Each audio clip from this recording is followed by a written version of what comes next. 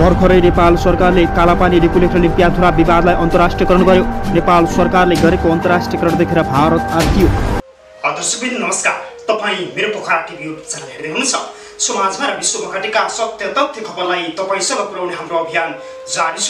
तपाईँले मेरो Pokhara TV YouTube च्यानललाई सब्स्क्राइब गर्नुभएको छैन भने आज नै सब्स्क्राइब गरी नजिकैको बेल आइकन दबाई हामीसँग जोडिनुहोला। पल पलको ताजा खबर तपाईँलाई अपडेट गराउने हाम्रो अभियान निरन्तर रहिरहनेछ।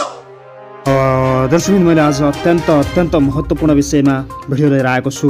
नेपालको कालापानी लिपुलेख र लिम्पियाथुराको विवादलाई अन्तर्राष्ट्रियकरण गर्दा भारतमा छुट्टै खालको हलचल मचिएको छ। अन्तर्राष्ट्रियकरण गर्नुपर्छ।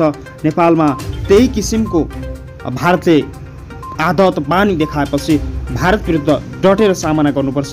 नेपाली सेना सशस्त्र प्रहरीको ब्यारेक राख्नुपर्छ भन्ने विषयमा पनि नेपाल सरकारले यस्तो निर्णय गरेको छ। दर्शकबिन आजको महत्त्वपूर्ण विषयमा तपाईमा आज आएको छु। भिडियो अन्तिमसम्म हेरेर साथ दिनुहोला र हाम्रो च्यानलमा नयाँ हुनुहुन्छ भने एक लाइक अनि एक सब्स्क्राइब गरी जोडिनुहोला। सुरु गरौँ आजको मुख्य विषयवस्तु। भारतले सीमावर्ती लिपुलेख क्षेत्रमा नेपाली भूमि हुँदै चीन जोड्ने सडक निर्माण गरी उद्घाटन गरेर सार्वजनिक भएपछि दुई देशबीच विद्यमान सीमा समाधान र सीमा विवाद झन उत्कर्षमा पुगेको छ। त्रिदेशीय बिन्दुमा अवस्थित उक्त क्षेत्र नेपालको भएको पर्याप्त प्रमाण भएका र विज्ञहरूले उक्त विषयलाई नेपालले अन्तर्राष्ट्रियकरण गर्ने अवस्था भएको र यसमा नहिचकिचाउन आदेश समेत दिइसकेको छ। भारतले गत वर्ष कालापानी लिपुलेख र लिम्पियाथुरा सहितलाई आफ्नो सीमाभित्र राखेर नयाँ नक्सा सार्वजनिक प्रकाशित गरेको थियो। त्यसप्रति नेपालले आपत्ति प्रकट गर्दै नेपालले भारतलाई कूटनीतिक सन्देश समेत पठाएको थियो। नेपाल र भारतबीच भइरहेका सम्पूर्ण सीमा समस्या समाधान गर्न नेपाल सरकारले कूटनीतिक नोटबाट आह्वान गरे पनि भारतले कहिले सुन्न सकेन। नेपालका लागि विभिन्न बिन्दुमा भइरहेको पटक संवाद र प्रधानमन्त्री स्तरीय उक्त विषयको आपसी समझदारीका आधारमा टुङ्ग्याउने भनिए पनि भारतले एकपक्षीय रूपमा चालेको पछिल्लो कदमले नेपाललाई त्यसतर्फ डोराएको जानकारहरूको भनाइ छ। आइतबार प्रतिनिधि सभाको बैठकमा पनि केही सांसदहरूले सीमा सम्बन्धी विषयलाई अन्तर्राष्ट्रियकरण गर्नुपर्ने बताएका छन्। परराष्ट्र मन्त्री भन्छन् नेपाली भूमिमा भारतले बाटो बनाइरहेको थाहा थियो।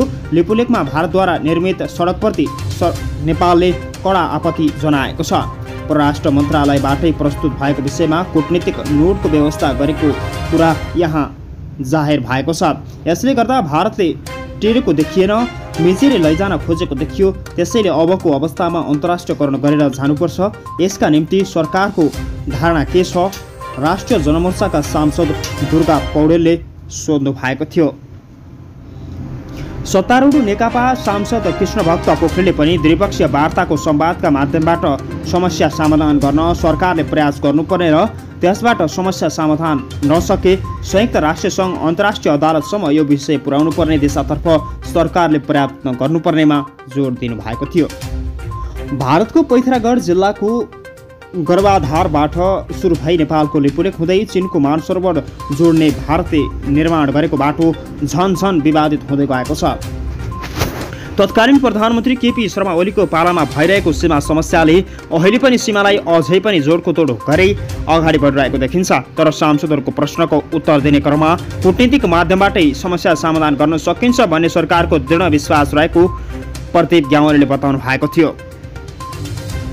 सन् 2015मा भारतले नेपालमाथि नाकाबन्दी लगाएको बेला केपी शर्मा ओली नेतृत्वको सरकारमा उप प्रधानमन्त्री तथा परराष्ट्र मन्त्री रहेका कमल थापाले प्रकरणको विषयमा भारतलाई विरोध पत्र पठाउन भारतीय राजदूतलाई बोलाएर विरोध जनाउन संयुक्त राष्ट्रसङ्घमा आवाज उठाउन सरकारलाई ट्विट मार्फत आग्रह गरेका थिए। लिपुलेख र सुस्ताबारे अध्ययन गर्न गठन भएको कार्यदलको संयोजन गरेको पूर्व प्रशासक सूर्यनाथ उपाध्यायले भारतलाई नेपाल स्वतन्त्र राष्ट्र हो भन्ने हिसाबले नरहेको बताउँदै उक्त सीमा सम्बन्धी विवादित विषयलाई अन्तर्राष्ट्रियकरण गर्नुपर्ने बताउनु भएको थियो। नेपाल र भारतबीच भइरहेका सम्पूर्ण समस्यालाई समाधानको उपाय भनेको अन्तर्राष्ट्रियकरण रहेको विभिन्न विज्ञहरूको भनाइ छ। लिपुलेख, कालापानी र लिम्पियाथुरा क्षेत्र मात्र नभई पूर्वमा टिस्टा र पश्चिममा काँगडा सञ्जलसम्मको भूभाग नेपालकै भएको र भारतले छिटोभन्दा छिटो फिर्ता नगरे अन्तर्राष्ट्रियकरण गर्नुपर्नेमा सरकारले कदम उठाएको बताउनु भएको छ। लिपुलेख नेपालकै भूमि हो। लिम्पियाथुरासम्म हाम्रो 395 वर्ग किलोमिटर भूभाग र कालापानीमा 60 वर्ग किलोमिटर भूभाग भारतले अतिक्रमण गरेर बसेको छ।